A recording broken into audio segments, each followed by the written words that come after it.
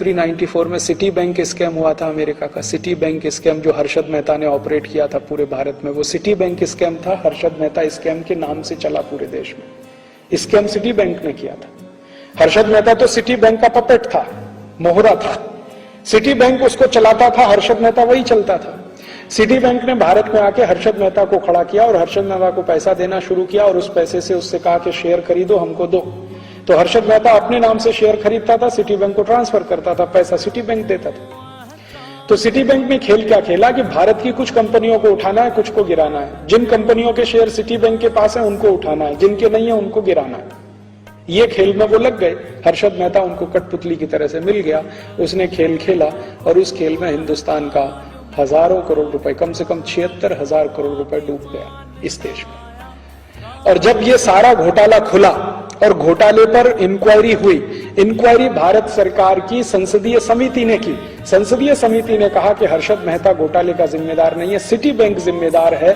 तो भारत के ex finance minister और वर्तमान prime minister doctor Manmohan Singh ने कहा कि हमें मालूम है सिटी बैंक जिम्मेदार है, लेकिन हम उसके खिलाफ कार्रवाई नहीं कर सकते क्योंकि अमेरिका से हमें इन्वेस्टमेंट चाहिए।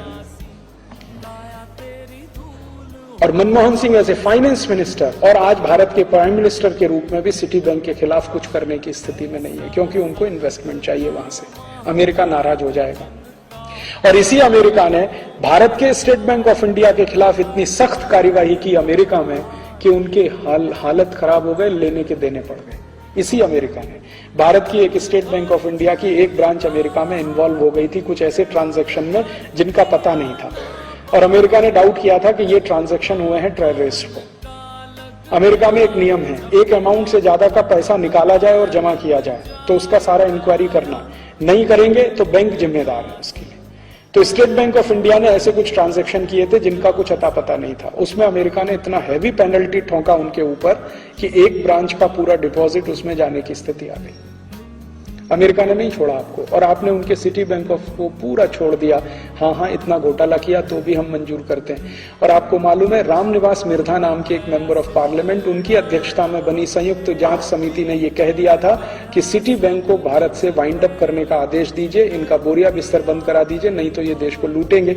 वो संसदीय समिति की रिपोर्ट धूल खा रही है और सरकार ने आज तक कुछ नहीं किया, क्योंकि अमेरिका से डर है। अमेरिका नाराज हो जाएगा, हमको इन्वेस्टमेंट नहीं देगा। अभी नेक्स्ट ईयर से Citibank, HDFC, ANZ Grindlays, Standard Chartered, ये सभी बैंक खुले आम अपनी शाखाएं खोलेंगे। वो शाखाएं खोलेंगे कहां? किसी गांव में नहीं। और वो शाखाएं खोलेंगे ऐसी जिसमें आप 50 रुपए डिपॉजिट करा के अकाउंट नहीं खुला सकते। उनके लिए मिनिमम है 5,000, 10,000, 15,000, 20,000, 40,000।